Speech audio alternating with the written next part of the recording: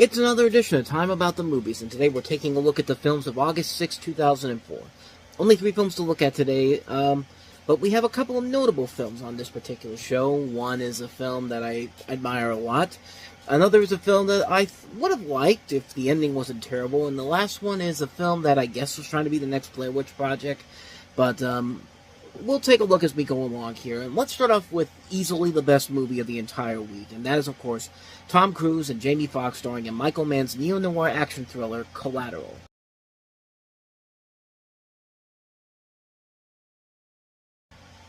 What can I say about this movie, man? This is just such a great film. You have Jamie Foxx, who plays a Los Angeles cab driver who has this customer named Vincent, played by Tom Cruise. He's offering a high fare for driving to 5 different locations, and Max agrees, but he soon finds himself taken hostage by Vincent, who turns out to be a hitman on a contract killing spree. And, you know, one of the biggest selling points right off the bat is seeing Tom Cruise in a radically different role than we're used to seeing him. And in most movies, we see him playing the hero, but here he's playing a real bad guy in this, and he just plays it so well to the T. It's amazing he didn't get any awards consideration, because he was absolutely incredible in this movie.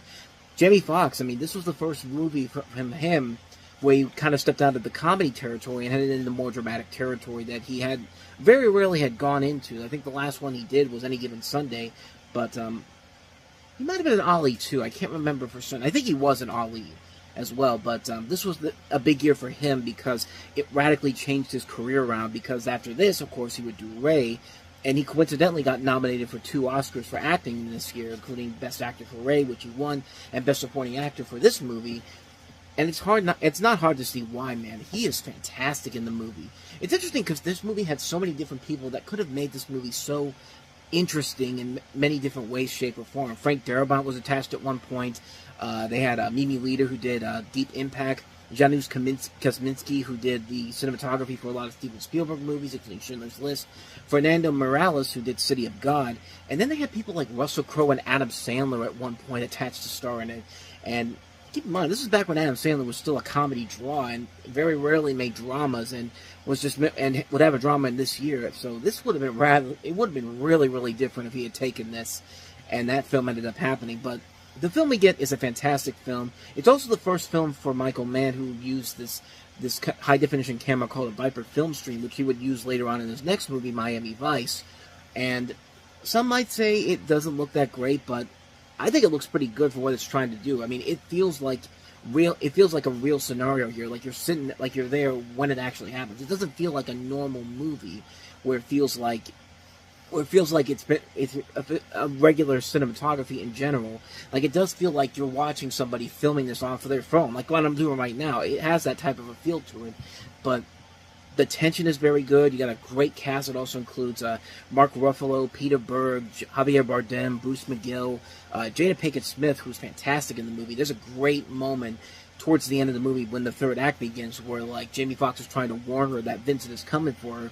It's a very tension-filled moment, and Tom Cruise, like I said, is absolutely terrifying in this movie. I mean, it's a great role that shows that he has a lot of range as an actor. I mean, this was a guy that was still at the top of his game, but like I said, he was mostly known for being a hero in a lot of these movies, but it's interesting to see him take on a role where he's playing the bad guy, and it's very well done. It's very tension-filled. It has a lot of great action sequences. The thrills are there. The tension is there.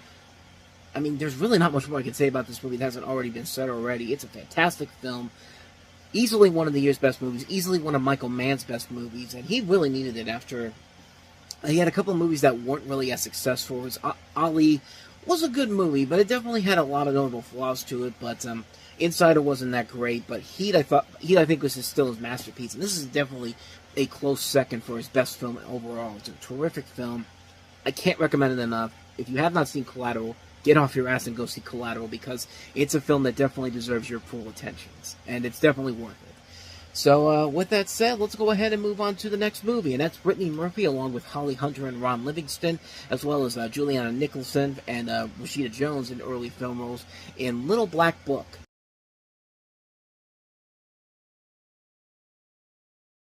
This was the film I was talking about, where, for the most part, the movie isn't bad. It's when the movie comes to the big climax at the end the twist ending that they have in here, which is, I'll get to it later on, but it will make you hate this movie. Even if you're liking it like I did, it will make you hate it when it's all said and done. Anyway, you have Brittany Murphy has an associate producer for a daytime talk show who's confounded by her boyfriend's unwillingness to talk about his previous relationships. He's played by Ron Livingston. Egged on by her co-worker, played by Holly Hunter, she decides to sneak a look at his personal digital organizer, scores the name and numbers of his exes, and sets up interviews with them, all in an effort to get closer to her man.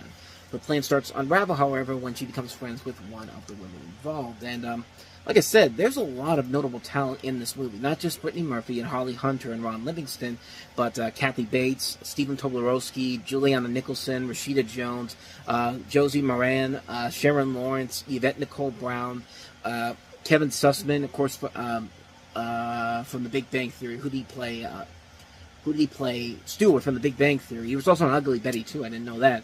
And Carly Simon has a cameo, too, which is funny because the trailer for this actually plays her song from Working Girl within the trailer, which I think this was trying to do so hard to try to copy that success in general.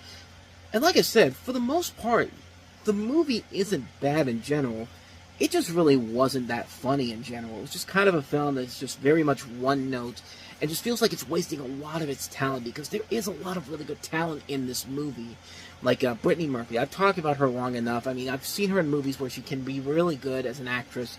You know, Just Married, Uptown Girls, 8 Mile, the Happy Feet movies where first Happy Feet movie. I mean, she is a really good actress in general, but she did pick some really bad movies. This is probably one of the big ones where it's just like her career really started to kind of tank after this point. Like Holly Hunter, I feel like deserves better than this. I mean, she won an Academy Award for God's sake. So does Kathy Bates, and half these people in this movie. And like I said, the movie could just be a forgettable one-note film. But no. This movie can't do that. No. We have to take this movie to the next level of stupidity and ridiculousness. The film is perfectly fine until the third act of the film, the big climax where everything gets revealed. Like, Kathy Bates is the talk show host, and the producers basically push Brittany Murphy's character onto the stage, discovering that her investigations into Derek's past are the subject matter of the show, and that Holly Hunter basically orchestrated the whole thing and invited everybody on there, and it's nothing but watching Brittany Murphy be embarrassed in front of a national television audience, and they eventually break up. And then it's just like, hey, that's just this, and the way the movie does it's just like, that's just life. Like, you have to be. It's just like, I was furious when I saw this movie the first time. I just could not believe that they went to this low of a route to create a ending that is so mean-spirited and so unpleasant and so unfunny that it just completely ruined anything that I found of worthiness before we got to that point. I mean, it's a bad ending. It's like what I said with Hope Floats. Like, there was a time when movies would do this, where they'd have these talk shows that are just be the focal point of the storyline here, and what's the appeal? Like, I'm sorry, like, I don't find the appeal of this, and in Hope Floats, it's supposed to drive the story along here, but this, it's just a stupid way to end the film by doing the same stupid romantic comedy tropes. It's not funny, it's not clever, it's not satirical, it just feels like a movie where everybody has betrayed this main character for the sake of creating entertainment, and it's just like it's baffling.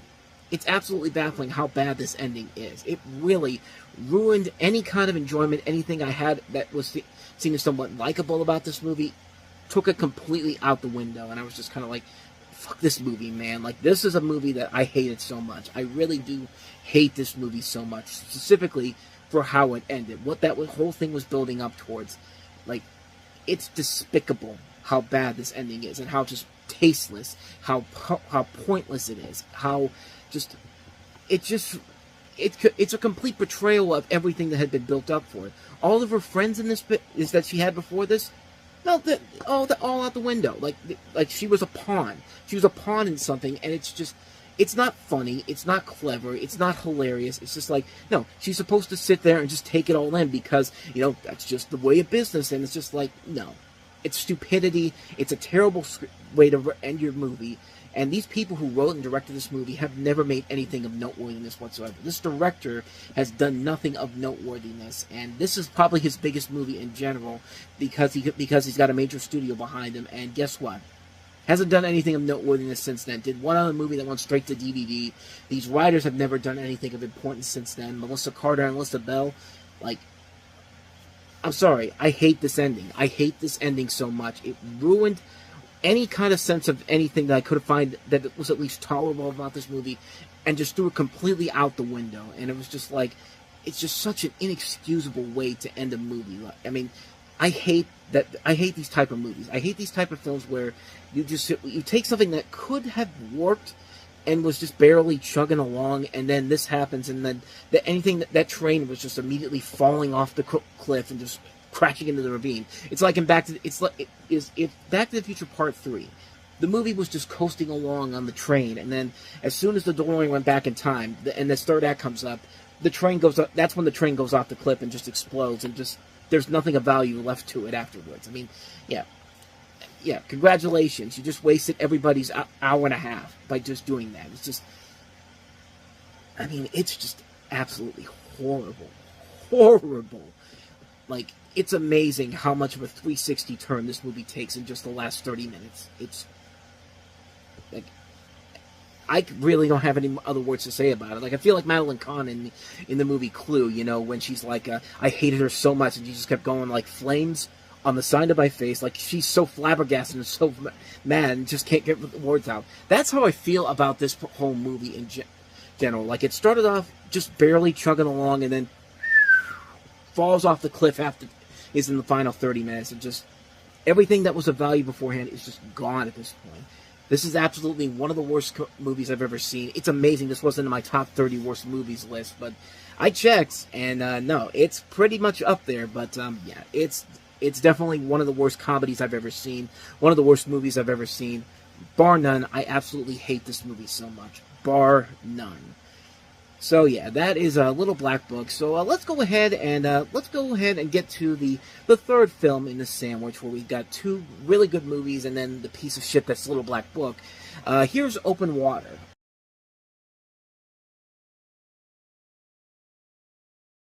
Dead. I mean, that's pretty much the universal sign that you're dead at this point. Well, technically one person dies in this, but I'm not going to say who. But Open Water. This is a story that this was a movie that, as you can tell, they were trying to market this kind of to be the next Blair Witch Project, which was essentially released by Lionsgate. I mean, back then they were Artists Entertainment, but they were essentially Lionsgate. But unlike that movie, it wasn't doing the whole thing where it's just like, is it real or is it fake? You know, this is pretty much a movie that is seen as kind of fake, but also can be seen as probably one of the first real examples of found footage films, proving there's some valuable life to them. And in this movie in particular, you have a story where you've got an American couple who go scuba diving while on vacation, only to find themselves stranded miles from shore in shark-filled waters when the crew of the boat accidentally leaves them behind. This is actually based off of a true story, loosely based on a true story, where you had this couple, Tom and Eileen Lonergan, who in 1998 went out for a scuba diving group, the Outer Edge Dive Company of the Great Barrier Reef, and were accidentally left behind because the dive boat crew failed to take an accurate head count. And let me see if they actually survived this or not. I don't think they did, but no, they essentially disappeared on that day. They were never heard from again, and that's pretty terrifying, man. Like, you're supposed to, but like that's just. I mean, we can accept this kind of stuff in like a comedy like Home Alone. You know, hey, it's funny that the kid is left behind at home because, you know, when the kid was supposed to, when the oldest daughter is supposed to do a head count, you see somebody in the back and you think that's just Kevin right there. But no, in a comedy that works, but in real life that's fucking terrifying, man.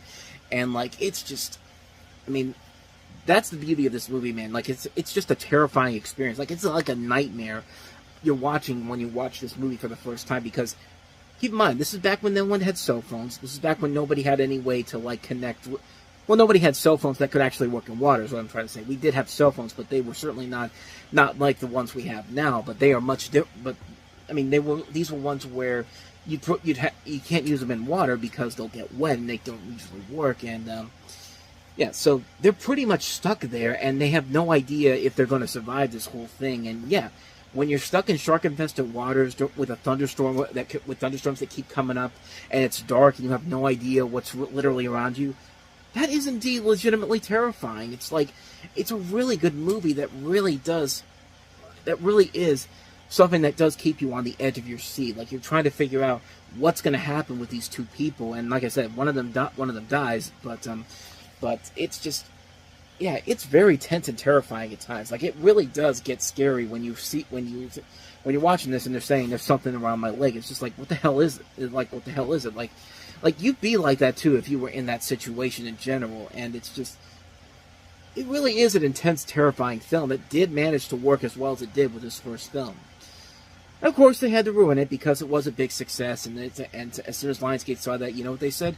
Make sequels! And of course, we got all these different sequels because they're killer shark movies, and shark movies in general will sell even the worst ones. I mean, you go to Walmart, there's like, I'll bet you right now, there's like 15 to 20 different shark movies available in the DVD section, but they will sell because there is an audience that will buy those shark movies. I know some of those people that will buy shark movies. I mean, there is an audience for them, so it makes sense why they made sequels, but needless to say, the sequels were nowhere near as good as this film, because this film was at least trying to do something kind of revolutionary at the time. Blair Witch Project kind of began the first real... Blair Witch Project was one of the first real successors of the found footage genre. Nobody really tried to take a chance with it. Open Water, I think, was like the first real chance to try to do another found footage film that was very similar to Blair Witch. And it succeeded very well. It was a really good film. It was a very tension-filled movie. It wasn't trying to like have this big conspiracy about whether or not it was real or not. You could kind of tell. You could tell it was pretty much a movie. But it's a really good film in general. The actors are really good. Blanchard Ryan and Daniel Travis, I think, are very good playing the two people who are essentially stuck in the middle of this. In the middle of this, and the best thing about the real thing that really made me realize that how good this movie was, and I just remembered it from here, they used live sharks for this. This wasn't like Jaws or Deep Blue Sea where they would use mechanical sharks or deep computer generated ones. No. They went out and went to use real live sharks. So yeah, they were really playing with the devil on this one, and they didn't get them, but could have been really, really disastrous if they ended up being the case. But yeah, it's a really damn good movie. It's a really good tension-filled movie. What more can I say, man? Open Water is a really good film. I highly recommend checking it out. And so with that said, we wrap up another edition of Time About the Movies, and the next time we meet, we'll take a look at 3 more movies, including Paul W.S. Anderson's Alien vs. Predator, which... you might be surprised at how I feel about this one, but we also have the sequel to The Princess Diaries, The Princess Diaries 2, Royal Engagement, and Yu-Gi-Oh! The Movie. So we'll take a look at those 3 films all in the next episode. And with that said, if you want to see more videos like this, please hit the playlist on the next page, check out the previous episode, and also don't forget to hit the like and subscribe button if you want to see more videos like this on this channel. So I will see you guys next time for the next review, and until then, thank you very much for watching, and... see, I'm screwing up my ending again.